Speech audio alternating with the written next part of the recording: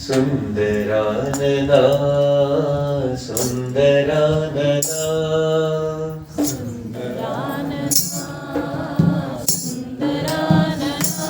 हे सुंदरानना सुंदरानना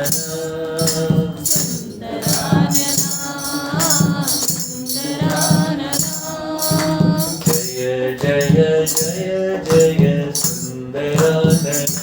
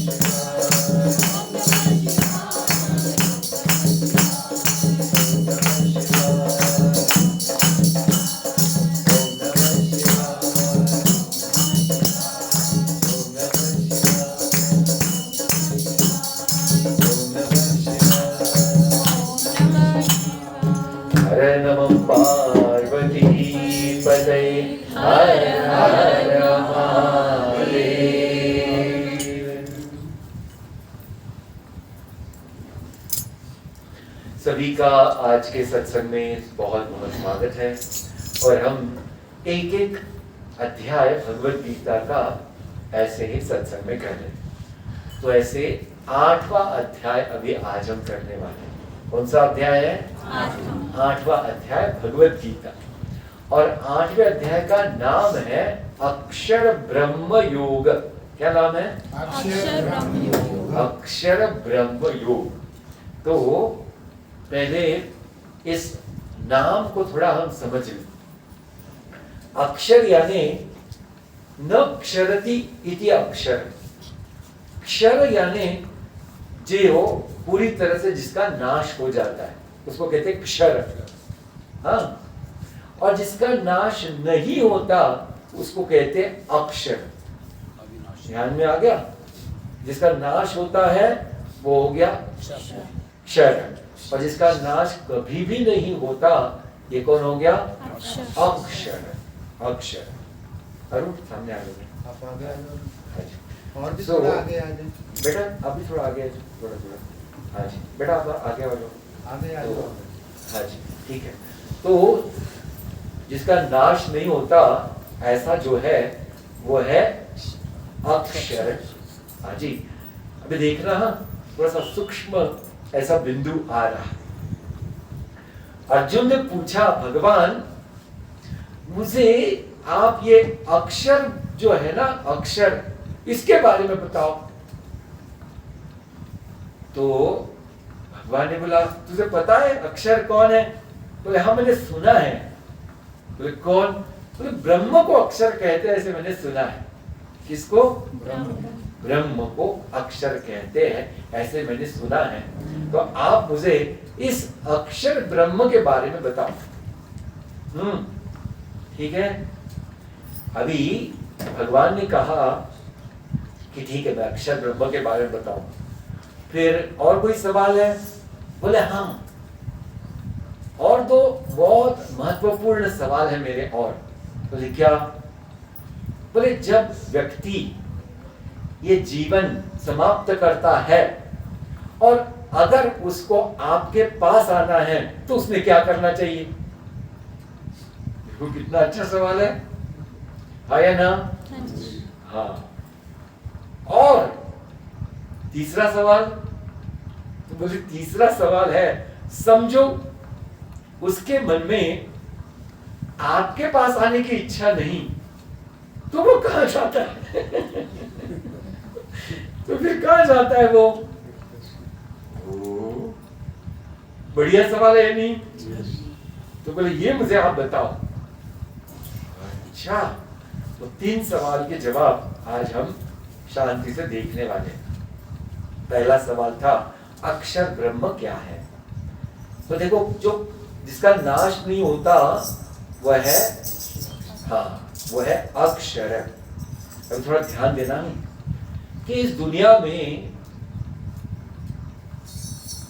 रूप बदलता है। क्या बदलता है? रूप बदलता है। रूप बदलने से उसका नाम बदलता है। बहुत धीरे धीरे बोल रहा हूं मैं। रूप बदलता है, उसका फिर नाम बदलता है, बट उसमें जो मुख्य तत्व है वो कभी भी नाश नहीं होता। अभी मैं उदाहरण दे रहा हूं। कैसे उदाहरण? अभी जल, पानी, पानी को आप उबालो, क्या हो रहा है? भाप है या ना? तो पानी नहीं रहा पानी के जैसा, बट पानी का सिर्फ क्या बदल गया? रूप है या ना? रूप बदल गया। यानी पानी है या नहीं है, सिर्फ रूप बदल गया। अच्छा, अभी ये भी जो भाप है, ये उसको बहुत ठंडी हवा लग गई तो बर्फ बन गया, है या ना? फिर बर्फ गिरने लगी ऊपर से। है क्या वो? पानी। लेकिन उसका फिर से रूप बदल गया, है या ना? फिर वो नीचे आया, फिर क्या बन गया? बैक टू पानी। है ना। तो लगा क्या था कि जब हमने उसको उबाला तो पानी खत्म हो गया, ऐसा लगा था या नहीं? बोलो जी। जैसे हमारी काफी बरसाती नदियां रहती है यहाँ हिमाचल में, वो सिर्फ बारिश के दिनों में बहती है, फिर क्या है, सूखी सूखी। अरे बोलते अभी कोई पानी नहीं है उसमें। अरे पानी है, वो सिर्फ उसकी भाप हो गई है, पानी दूसरे अभी रूप में चला गया है और फिर वही पानी बरस रहा है ना जी।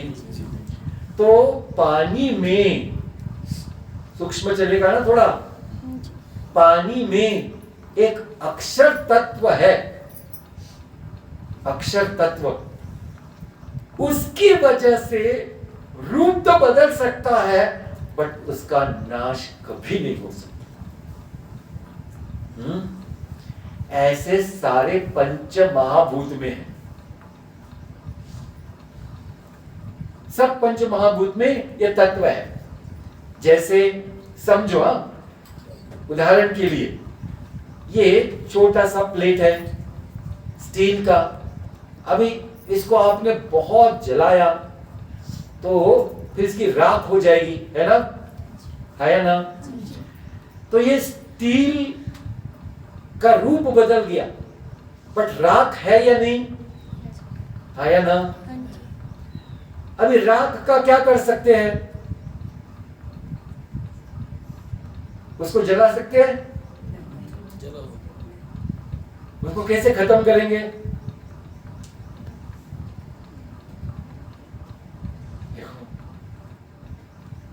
तो इस बात को ध्यान में रखना है हम सबने कि इस दुनिया का कोई भी चीज का नाश नहीं होता। क्यों? क्योंकि इसका मुख्य बिंदु जो है जिससे ये बनी है वो है अक्षर ब्रह्म, यानी भगवान। समझ में आ गया जी? सब चीज, किसी का भी नाश नहीं होता, सिर्फ क्या होता है, रूप बदलता है। क्या बदलता है? रूप बदलता है, नाश किसी भी चीज का होता नहीं, रूप बदलते रहता है। ध्यान में आया? जैसे एक छोटा बच्चा है, एक छोटा बच्चा है, जैसे हम भी कभी छोटे थे, फिर हम बड़े हो गए, रूप बदल गया, तो क्या हमारा नाश हो गया क्या? बोलो जी। फिर वही छोटा बच्चा का बड़ा हो गया, फिर बुजुर्ग हो गया, तो क्या नाश हो गया क्या? रूप बदल गया या नहीं? पूरा रूप बदल गया। हाँ जी। तो ऐसे ही हर चीज का रूप बदलते रहता है। तो जो हमारे अंदर, आइए, हरिओम, बैठिए बेटा, सामने अभी थोड़ा आ सकते हैं। हाँ, तो ऐसे ही ध्यान देना, अभी ये शरीर भी पंच तत्व से बना है या ना। तो जब हम बोलते हैं कि इसको हम जलाते हैं तो इसमें जो 5 तत्व है वो 5 तत्वों में मिल जाते हैं। पानी में मिल जाता है, जो पृथ्वी तत्व है हमें वो पृथ्वी में मिल जाता है, फिर अग्नि तत्व जो है वो अग्नि में मिल जाता है, वायु तत्व जो है वो वायु में मिल जाता है, और आकाश तत्व है वो आकाश में मिल जाता है। और इन सब का आधार जो है उसको कहते हैं जीव आत्मा। इसको क्या कहते हैं? जीवात्मा। वो है अक्षर ब्रह्म। कौन है वो? अक्षर ब्रह्म। अक्षर ब्रह्म कि जिसकी वजह से ये पांचों जो महातत्व है वो एक जगह स्थिर है। हाँ, तो ये उसका कारण है। और ये जीव आत्मा जो है ये सब में कैसी है? अक्षर है, उसका कभी भी नाश नहीं होता। ओ, यानी सब में अक्षर तत्व है या नहीं? बोलो। किसी का भी नाश नहीं हो रहा है, न हमारे शरीर के पंच तत्व का नाश हो रहा है, न उसका आधार जो है उसका नाश हो रहा है, जैसे कि वैसे है, तो क्या है, चक्र तो चलते ही जा रहा है। तो एक का उत्तर मिल गया अर्जुन को, है या ना। अभी दूसरे का, कि समझो आपके पास पूरी तरह से आना है भगवान के पास, तो क्या करना पड़ेगा। ये बहुत सुंदर श्लोक है, इसको गाएंगे।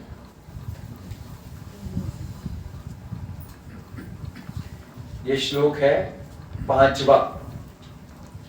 अंतकाले च मामेव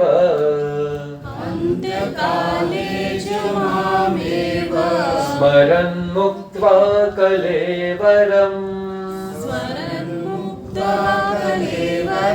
यः प्रयाति समद्भावम्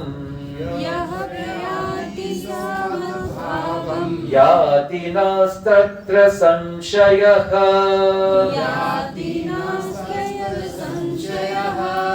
भगवान बोलते हैं, अर्जुन मैं जब उत्तर दूंगा तो संशय मत रखना।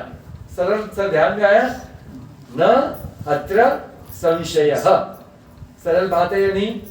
हाँ, अभी किस चीज में, तो भगवान बोलते हैं कि जब कोई भी क्यों ना हो इस दुनिया में, वो कैसा भी क्यों ना हो, अगर आखिरी सांस में अगर उसने मेरा नाम लिया तो वो मेरे ही पास आने वाला है।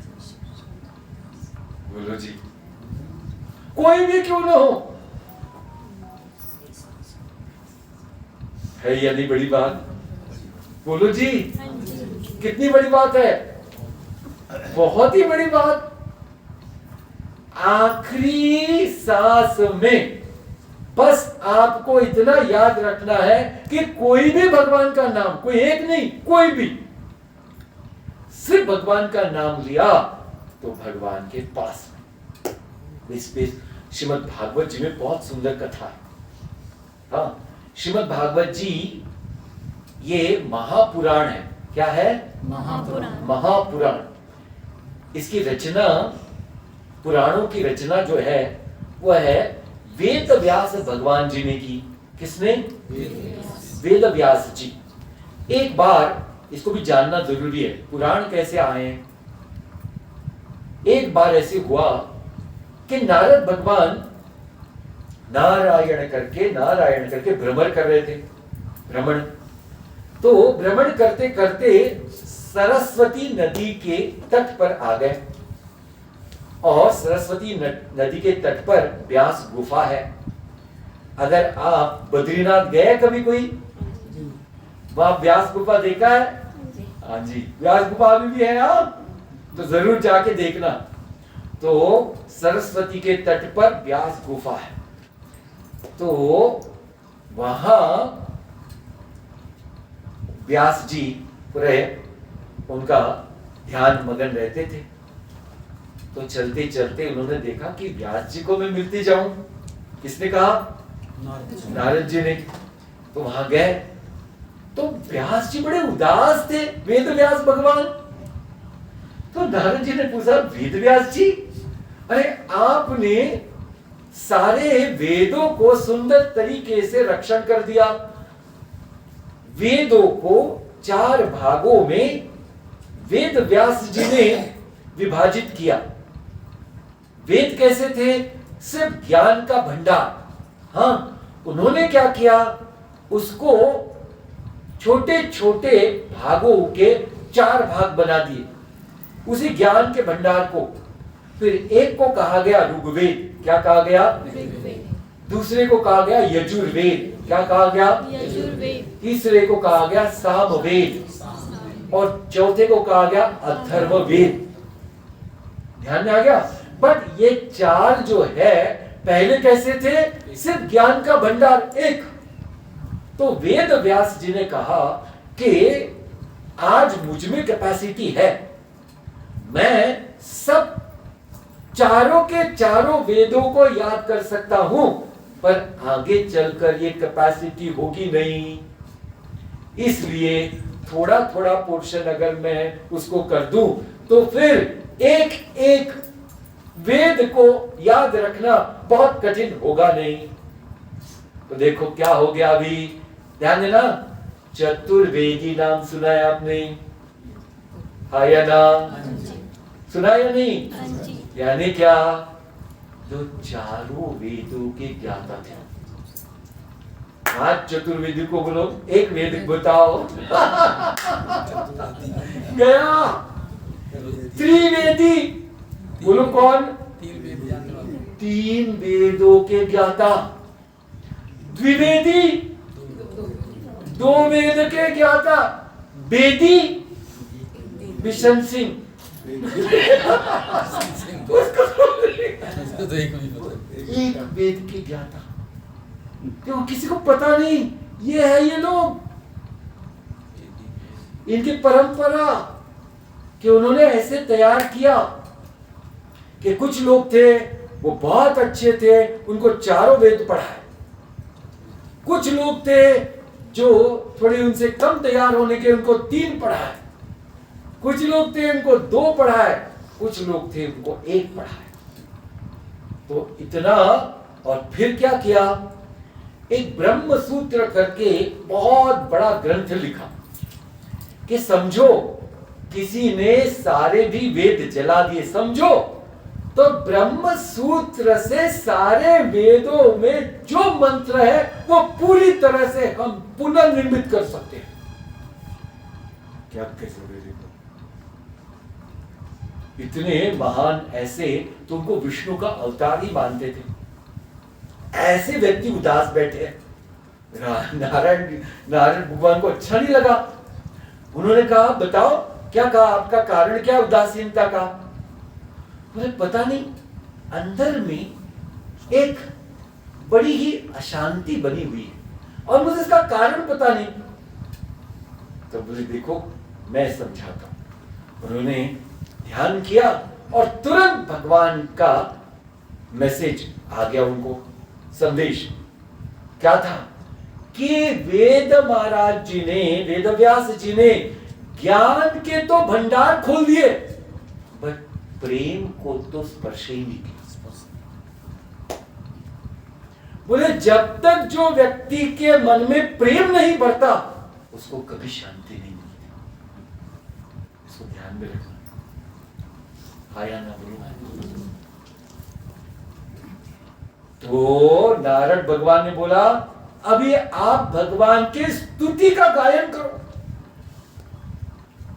और फिर भगवान वेद व्यास जी ने 18 पुराणों की रचना की।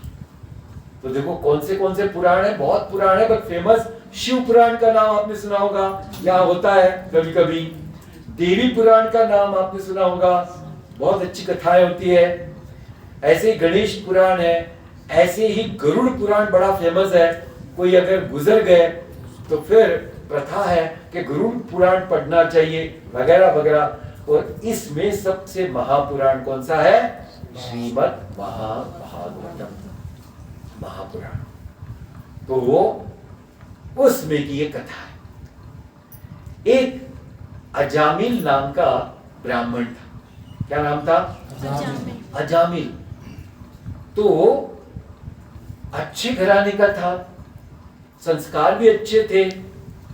एक दिन उसके पिताजी ने उसको जंगल में जो यज्ञ याग करते हैं ना, उसके लिए समीधा यानी लकड़ियां लेने को भेजा।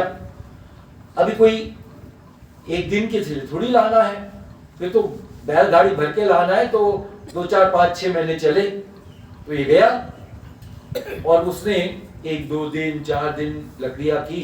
एक दिन उसने बड़ा ही विचित्र दृश्य देख लिया। एक वेश्या और एक विचित्र एक व्यक्ति वो जंगल में घूम के विचित्र ऐसे संबंध कर रहे थे। इसने उसको देखा और पेड़ के पीछे छुप के और काम छोड़ दिया लकड़ी कलेक्ट करने का, और उसका ये काम भूल ही गया बाकी वो सब। अभी वो जितने दिन जंगल में वो लोग थे, ये भी उतने ही दिन वहां रहा। उसका दिमाग घूम गया। हाँ, वापस आया, वो दे दिया जितनी लकड़ियां थी, और तब से वो उसी के पीछे लग गया। वो वेश्या के पीछे, घर दार छोड़ दिया, इतना पागल हो गया पूछो नहीं। हाँ, देखो कैसे होता है जीवन में, कहां से कहां पहुंच सकता है व्यक्ति, है ना। तो फिर सबके साथ रहना छोड़ दिया वगैरह वगैरह, उसी के यहाँ रहने लगा, उसके साथ उसने जीवन शुरू कर दिया और उसको बहुत बच्चे बच्चे भी हो गए। अरे बाबा, फिर एक, अभी काफी उम्र हो गई, छोटा सबसे बच्चा था उसका। तो उस समय क्या हुआ, उस गांव में एक बहुत विद्वान और महान ऐसे महात्मा आए। अभी शाम को ये लोग, जैसे चातुर्मास अभी चल रहा है, तो चातुर्मास के दिन थे, तो एक गांव से दूसरे गांव में जाते थे और फिर वहां जाकर रुक जाओ और फिर भगवान की पूजा अर्चना करो, फिर जब बरसात कम हो जाए तो दूसरे गांव में जाओ। तो ये आ गए, तो गांव की जो सीमा होती है वहां दो चार यंग लोग बैठे थे। उन्होंने पूछा कि यहाँ कोई संस्कृत संस्कारी ब्राह्मण का घर है? ये नए नए बच्चे यंग, बोला हाँ है बिल्कुल। उन्होंने अजामिल का पता बता दिया, बोले इसके पास जाओ, वो बड़ा अच्छा खातिरदारी करेगा आपकी। ये ब्राह्मण महात्मा को कुछ पता नहीं, वो तो लेकर पता चले गए। दरवाजा खटखटाया, भिक्षाम दे। ये अजामिल नहीं था घर पे, वही थी। उसने दरवाजा खोला, कौन आ गया आज मेरे दरवाजे पर? बोले बाबा जी कैसे? बोले देखो मुझे बोला कि मैं तो महात्मा बाबा जी हूं और मुझे एक दो दिन यहाँ रहने के लिए आप दो। तो उसको तो समझ में आ गया किसी ने तो बदमाशी की। तो उसने बोला आप बैठ जाओ, ये हमारे आएंगे तो आप बात करना। तो आ गए अजामिल, उसने देखा महात्मा आ गए इतने बड़े। महात्मा आपको पता है मैं कौन हूं? हाँ आप तो बहुत संस्कारी ब्राह्मण हो, ऐसे मुझे बताया गया। अभी वो क्या करे, बोले मैं 2-3 दिन रहूंगा यहाँ। अरे बाबा ये तो मुश्किल हो गई, अभी ये सब पूजा करेंगे, ये सब करेंगे, और इसका तो सब 2-3 दिन का। बोले ठीक है, अभी कोई इसको साथ में कोई चॉइस नहीं रहा। तो 2 दिन हो गए, पूजा पाठ उसने बहुत की, सारा घर पवित्र हो गया। और जाते जाते उसने बोला कुछ मांगना है तो मांग लो। तो वो वेश्या ने इसको बोला अजामिल को कि देखो ये छोटा बच्चा, इसका नाम नहीं रखा अभी तक हमने, बोले इनसे पूछ लो क्या नाम रखे। उसने पूछा कि भैया ये छोटा बच्चा है, इसका नाम क्या रखे? ने आंखें बंद करी, नारायण। इसका नाम क्या रखना है?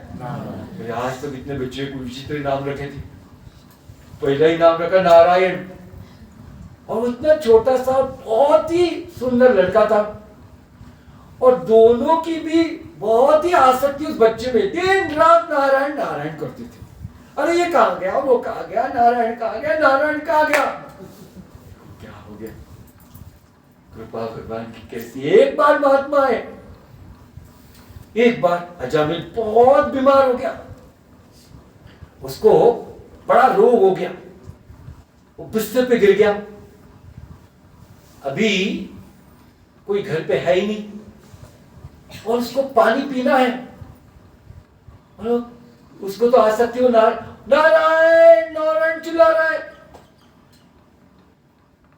कोई आया नहीं, वो मर गया। यमदूत आए, उतने में भगवान के, विष्णु भगवान के पार्षद आ गए और यम भगवान के दूतों को भगा दिया। यम भगवान के दूत यमराज में जाके बोलते, अरे बोले दूसरा भी कोई यमराज पैदा हो गया आपके इस राज्य में, बोले हमको भगा दिया, ऐसा नहीं हो सकता।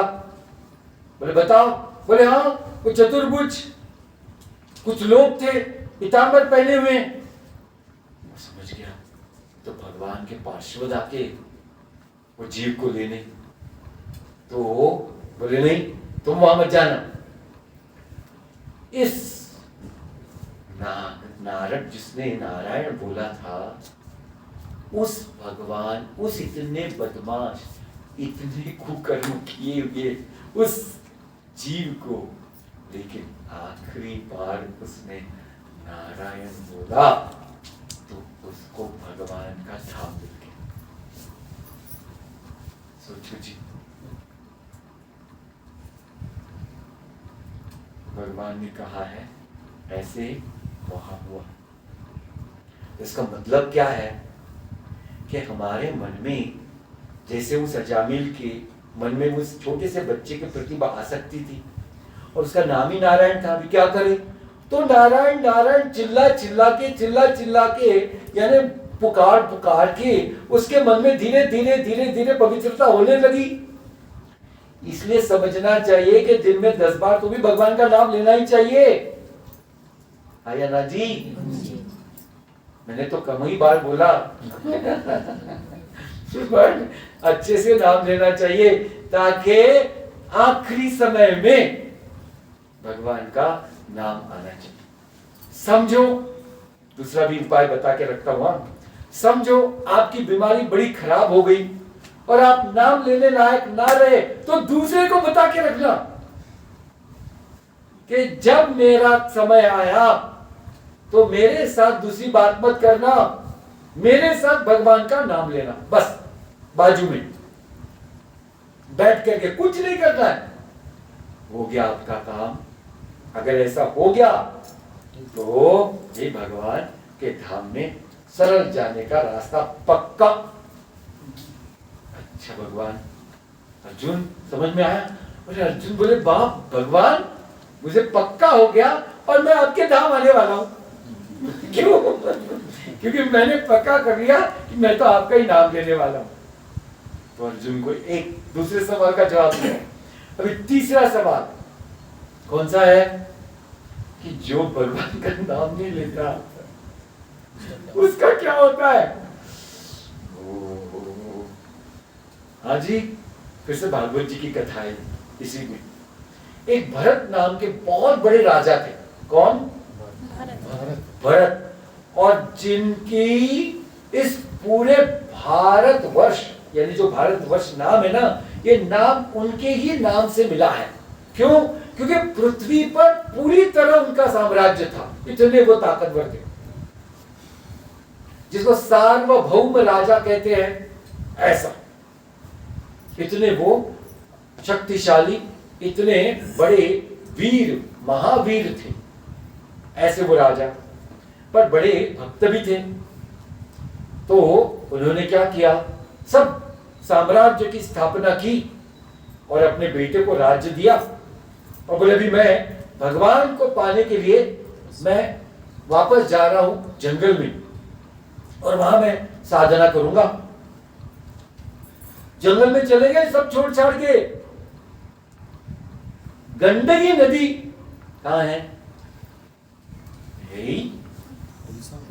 नाम सुना है नहीं? गंडकी नदी का कोई भी पत्थर उठाओ, कौन है? शालिग्राम भगवान। कोई भी। और ये नहीं कह रहे हम ऐसे ही, ब्रिटिशर्स आए, अमेरिकन आए और उन्होंने 3 दिन रिसर्च किया नेपाल के गंडकी नदी में, पत्थर तोड़ तोड़ के देख रहे थे, सब में 4 में से एक चिन्ह, शंख, चक्र, गदा, पद्म। उन्होंने पूरी तरह से मान लिया कि हाँ ये है। ये गंडकी नदी जो नेपाल से बहती है, वहां उन्होंने तपश्चर्या करना शुरू कर दिया, शालिग्राम भगवान की स्थापना की और बहुत अच्छे से साधना करी।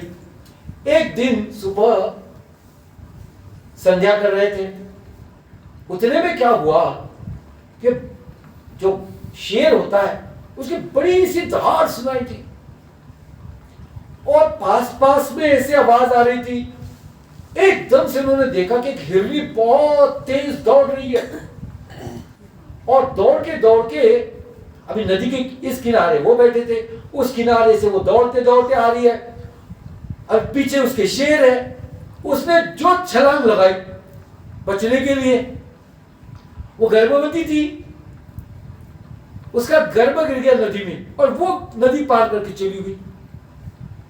ये छोटा सा बच्चा वो तड़प रहा है उधर, इनको बड़ी दया आई, इन्होंने तुरंत छलांग लगाई, तैर के उस बच्चे को बचा दिया, लाया।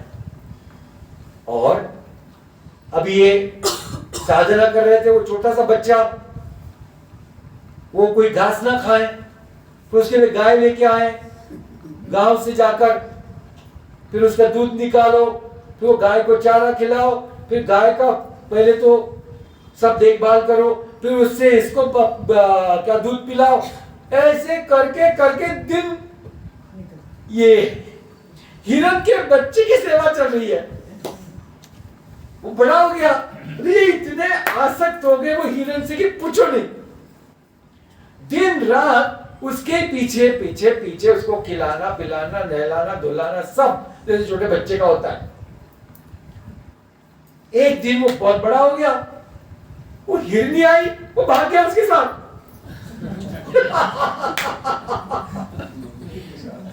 अरे ये तो बड़ी मुश्किल में पड़ गए, और रोज चिंता सता रही है मेरे हिरण का क्या होगा। उसने तो सोचा भी नहीं, तो तब आ गया, ये मर गए हिरण हिरण करके। दूसरे जन्म में हिरण ही बने। क्या होता है गुरु जी, जो आप विचार आखिरी समय करने वाले हो वही आपका नेक्स्ट जन्म होने वाला है। बहुत बड़ी बात है ये, इसलिए हर व्यक्ति ने बड़ी समझदारी से अपने मन को संभालना बड़ा जरूरी है। आजकल लोग कुत्ते पालते रहते हैं, कुत्ते को कुत्ता कुत्ता करते रहते हैं, इसलिए इतने कुत्ते बढ़ रहे हैं। बहुत बड़ी बात है कि इतने ही अचानक कुत्ते कैसे बढ़ रहे हैं। हाँ, तो किसी भी व्यक्ति को अगर ऐसे विचित्र किसी से आसक्ति हो गई तो वो तो उसका नेक्स्ट जन्म वो होने वाला है। अब ये हिरण बन गए, यार रुका नहीं, बट उनके संस्कार, उन्होंने जो साधना की थी वो तो अंदर है, वो पुण्य भी है। एना केना करके एक ऋषि के आश्रम में पहुंच गए। ये हिरण कौन? भरत हिरण। अभी वो ऋषि को छोड़े ही नहीं, वो ऋषि जहां जाए उसके पीछे पीछे। वो ऋषि ने बोला चलो इसको आश्रम में रख लो। आश्रम में रखा। आश्रम में ऋषि के क्या चल रहा है? दिन रात भगवान का नाम, वेदों का पठन प्रवचन। कौन से संस्कार हो गए? फिर से एकदम गाढ़े संस्कार हो गए, फिर से भगवान के नाम के, वेदों के। फिर से वो हिरण मर गया, एक ब्राह्मण के घर में ये पैदा हो गया। देखो भैया, ध्यान में आ रहा है जी? अभी इसके संस्कार बड़े पक्के हैं। ये हो गया 2-3 साल का। इसके पिताजी बड़े कर्मठ ब्राह्मण, कर्मकांड करने वाले। ये बोले ही ना, कुछ भी नहीं बोला। 4 साल का हो गया। इसके पिताजी ने सारे प्रयत्न करके देखे, इसका मुंह बिल्कुल बंद। उन्होंने सोचा नहीं गूंगा पैदा हुआ, सब उसको गूंगा ही बोलने लगे, लेकिन फिर से बोला नहीं। वो मन में सोचता था अभी मुझे नहीं अटकना है किसी, ये बोलूंगा लोग मुझे फंसाएंगे, अभी नहीं अटकना है। इसने पक्के संस्कार। बड़ा हो गया, पिताजी मर गए, इसके भाई थे बड़े बड़े, उनके पास खेत थे। इन्हें इसको खेत में भेज दिया, ए जाओ खेत में रहो, खेत की रखवाली करो। बेकार का तू घर में बैठ के काम कुछ करता नहीं, आता कुछ नहीं, जाता नहीं तेरे को। खेतों में रखवाली एक दिन कर रहा था, सो रहा था, बड़े बड़े डाकू आए वहां। वो डाकू ने इसको उठा करके ले गया। इसने फिर से किसी कुछ बोलता नहीं था, ये चुप। डाकू के सरदार थे, उसके पास काली माता की बड़ी मूर्ति थी और वो काली का उपासक था और वो एक सिद्धि करना चाहता था, उसके लिए नर बलि चाहिए था। ये आ गया नर बलि, हट्टा कट्टा बोलता नहीं। इसको बांध दिया और वो पंडित ने भी शुरू कर दिए मंत्र, और जोर जोर से मंत्र बोले जा रहे हैं। आ गई, अभी समय आ गया, इसको बलि चढ़ाने के लिए माता के सामने लिटा दिया। और अभी जैसे ही इसको मारने गए, माता जी ने रूप लेकर के सबको मार दिया, सारे डाकू को। इसको पूछा क्या चाहिए तुमको, चुप। नहीं बोलता। फिर भी इसने कुछ भी नहीं मांगा। इसको पता है कुछ भी मांगो अभी नहीं पसंद है। एक बार मैंने गलती की तो माता फिर कुछ बोली नहीं, चली गई, अदृश्य हो गई। अब ये जंगल में इसको पता ही नहीं कहां जाना है, तो चल रहा है। एक जंगल में से राजा जा रहा था, रहुगण राजा। कौन? रहुगण राजा। पालकी होती है, पालकी। पालकी को ढोने के लिए कहार होते हैं, सुना है आपने? जिसको लेके जाते हैं पालकी को, कहार। एक कहार का पैर मोच आ गई, वो चल नहीं पा रहा था। लोगों ने इसको देखा, पकड़ा इसको, ए चल। कहा बोले तो बोलता मैं कुछ नहीं, पकड़ के लाया, बता उसको बता ये करना है। अभी उसको कुछ पता नहीं कैसे ढोते वगैरह, वो चल रहा है मस्ती में, वो पालकी ऐसी सी हो रही। राजा बोले कौन मूर्ख आ गया, बहुत गाली दी उसने। तो ये पहाड़ बाकी जो कहार थे उन्होंने बोला हम नहीं, ये नया कहार है ना, ये सोच बोलता भी नहीं कुछ। बोले रुकाओ। राजा उतरा और जो गालियां दी उसको, चुप। इस राजा को समझ में आ गया कि ये कोई साधारण व्यक्ति है नहीं।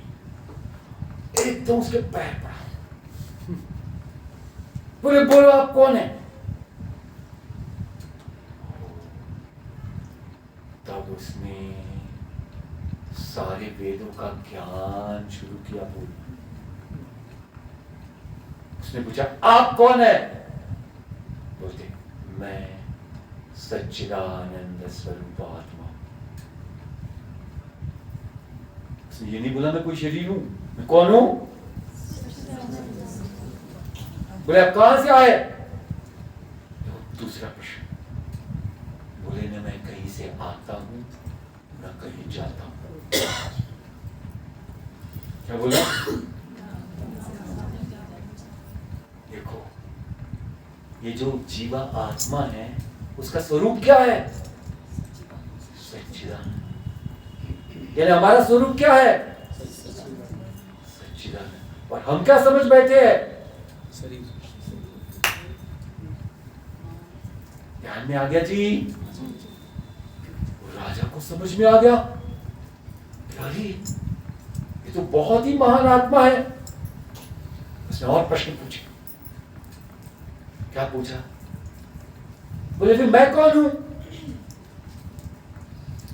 तो बोले तू अहंकारी जीव है। कौन है? बोले अहंकार क्या होता है? बोले जो कर्म करके मैंने किया मैंने किया मैंने किया मैंने किया ऐसा जो करते रहता है वो अहंकारी आत्मा है। तो दूसरा प्रश्न और ध्यान में आ गया। करते समय कभी ये नहीं बोलना है मैं कर रहा हूं मैं कर रहा हूं मैं कर रहा हूं। क्या बोलना है? भगवान के कृपा से हो रहा है। क्या बोलना है? थोड़ा जोर से। भगवान की कृपा से हो रहा है। तो आप है फिर उसमें, भगवान की इच्छा है, जो होना है वो होने वाला है। भाई उदाहरण दे दूं, देखो कि पहला उदाहरण ध्यान रखना, किसी को भी बूढ़ा होना अच्छा लगता है? बोलो बोलो। लेकिन रोक सकते हैं? अरे आपका शरीर है, रोको।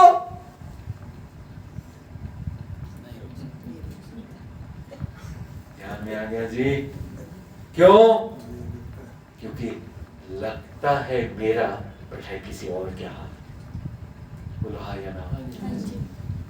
हमने एक गलत धारणा की है, ये हमारा है, ये सांस चल रही है। बोलो, आप ले रहे हैं कि ये चल रही है? कभी आप उसको रुका सकते हो? नहीं। यानी कौन चला रहा है? बोलो बोलो। सच्ची बात है। ध्यान में आ रहा है जी? आ गया ना? हाँ जी। तो फिर मैं करने में कोई अर्थ है? कोई बात नहीं। थोड़ा जोर से बोलो। जो मैं करता है वो फिर से उसके कर्मानुसार अनेक योनियों में जाके फंसता है। कर्म बनना। कर्म बंधन से। ये प्रश्न पूछा, बोले फिर मुक्ति का मार्ग बताओ। तो बोले मुक्ति का मार्ग है हरि शरणम, हरि शरणम, हरि शरणम, हरि शरणम।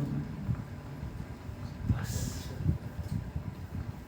अपने आप को भगवान के शरण में पूरी तरह से, यानी क्या? देखो बहुत बड़ा प्रश्न है। समर्पित करना यानी क्या? तीन चीजें, हाँ ध्यान रखना। मेरा हर कार्य भगवान के लिए। किसके लिए? हर कार्य। भोजन किस लिए बना रहे हो? भगवान। भोजन किस लिए कर रहे हो? भगवान के लिए, है ना? सरल यह चीज है। हाँ, तो भोजन बना करके सबको भोजन किसके लिए खिला रहे हो? भगवान के लिए। जो भी साफ सफाई किसके लिए कर रहे हो? भगवान। धंधा पानी किसके लिए कर रहे हो? भगवान के। सब भगवान के। हो गया पहला, सब भगवान के। कौन से भाव से? निस्वार्थ भाव से। कौन सा भाव? निस्वार्थ। निस्वार्थ भाव। जिस कर्म में मैं नहीं रहेगा, वो रहेगा, वो सब निस्वार्थ। ध्यान में आ गया? सरल बात। मैं आ गया तो स्वार्थ चिपक गया।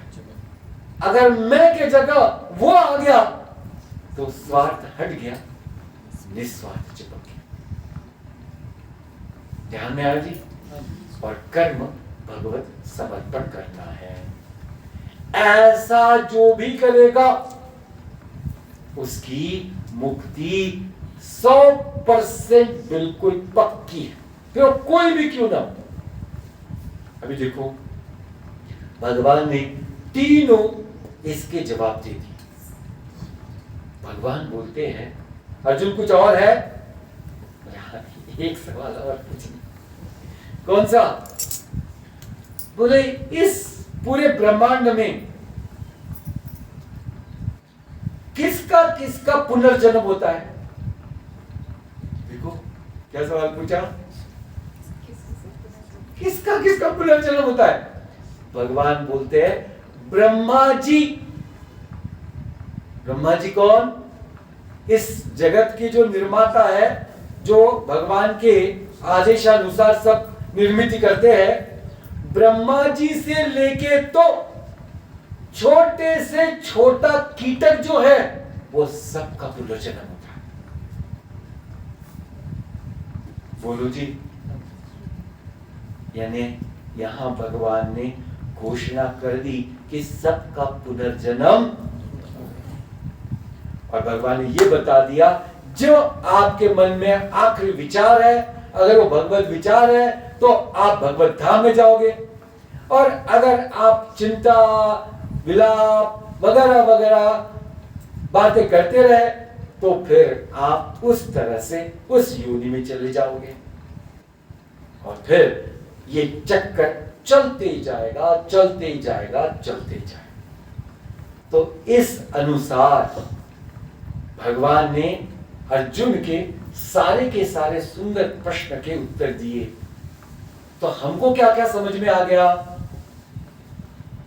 एक बार थोड़ा सा शांति से समझ कि ब्रह्म क्या है, जो संपूर्ण अविनाशी तत्व है, वह है ब्रह्म। हमारे अंदर कौन है, जीवात्मा।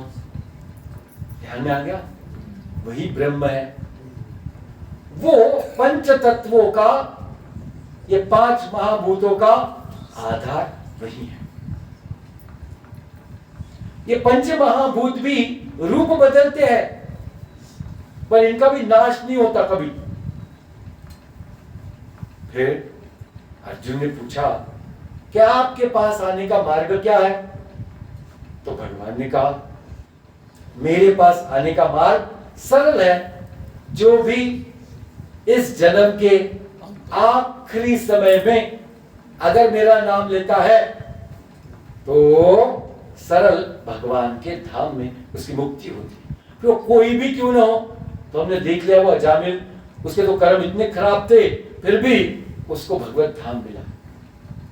फिर कि कौन व्यक्ति जो भगवान का नाम नहीं लेता और किसी अन्य विचार से शरीर छोड़ता है, ऐसा वो भरत, जड़ भरत बोलते उसको, जड़ भरत यानी जिसकी बुद्धि जड़ है, बोलता ही नहीं। हाँ जड़। तो इस तरह से फंस गई थी, किसमें, आसक्त तो हो गया था हिरण में। आसक्ति तो होनी चाहिए थी भगवान से, पर हो गई किसी अन्य से। तो फिर उसने भी अपने आप को कैसे मुक्त किया, धीरे धीरे धीरे धीरे, पर समझ में तो यह आया कि जिससे आसक्ति हुई थी फिर वो जन्म मिला था, लेकिन उसमें साधना जो करी वो साधना नष्ट नहीं हुई। तो आप और हम जो साधना करते हैं वो नष्ट नहीं होती है, वो आपको अगले जन्म में फिर से आगे बढ़ाने के लिए काम में आती है ना जी। इसलिए भगवान का नाम सबसे बड़ी साधना है। उठते बैठते सोते जागते भगवान का सिर्फ नाम लेना भी एक बहुत ही बड़ी साधना है। महिला लोग काम करते रहते घर में, तो काम करते करते होना चाहिए। यहाँ कई लोग कुछ वे धंधा करते हैं, कुछ और नौकरी करते हैं, तो ऐसे मन में उस समय भी भगवान का नाम होना चाहिए। तो ऐसे ये भगवान के नाम से वो भगवत धाम में जाया जाता है। और किसी का भी पुनर्जन्म ना होए ऐसी संशय हो नहीं सकता, क्योंकि हर एक जीव का पुनर्जन्म होता है, क्योंकि उसमें अन्य जो वासनाएं कामनाएं हैं वही उसको अन्य योनि में प्रवृत्त करती है जाने के लिए। तो ऐसा ये अक्षर ब्रह्म योग करके 8वां अध्याय हमने आराम से शांति से समझने की कोशिश की। कोई प्रश्न है किसी का, पूछ लीजिए। तो आज हमने आपको भगवान के पास जाने का रहस्य बता दिया भगवत गीता के जरिए, आया ना। और सरलता से, कोई कठिन बात नहीं कि आपको बड़े श्लोक याद करने को नहीं बोला, ना आपको वेद पढ़ने के लिए बोला, ना आपको संन्यास लेने के लिए बोला। सिर्फ क्या है, भगवान का नाम। कौन से भी, कोई भी भगवान का नाम जो आपको सबसे अच्छे लगते हैं, उसका नाम बस अपने जुबान पे आना चाहिए। हरि बोल हरि बोल, हरि हरि बोल, हरि बोल हरि बोल, हरि हरि बोल, हरि बोल हरि बोल, हरि